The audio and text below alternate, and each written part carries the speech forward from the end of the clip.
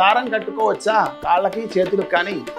నల్ల దుస్తులు ఎందుకండి వేసుకోవద్దని చెప్తారు పెద్దవాళ్ళందరూ కూడా అని ప్రశ్న వస్తుంది. ఈ మధ్య ట్రెండ్ ఏంట్రా అంటే బ్లాక్ ప్యాంటు బ్లాక్ షర్టు వేసేసుకుంటారు.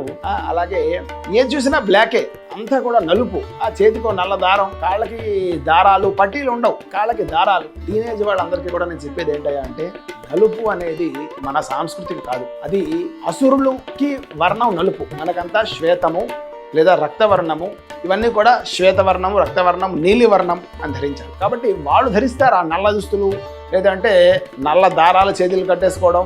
ఇటువంటివన్నీ కూడా ఆ తాంత్రిక ప్రయోగాలు చేసేవాళ్ళు, క్షుద్ర ప్రయోగాలు చేసేవాళ్ళు వాళ్ళు ధరిస్తూ ఉంటారమ్మా. దయచేసి వీలైనంత మాత్రాన ఆ నలుపుని మీరు అవాయిడ్ చేస్తూ ఉండండి. కాళ్ళకి పట్టీలు వేసుకోండి.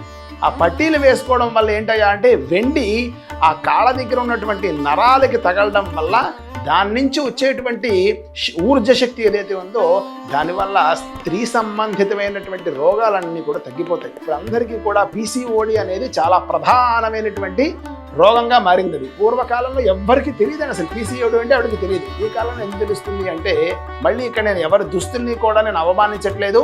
దీని గురించి మళ్ళీ కింద కామెంట్స్లో వీడియోలు చేయకండి.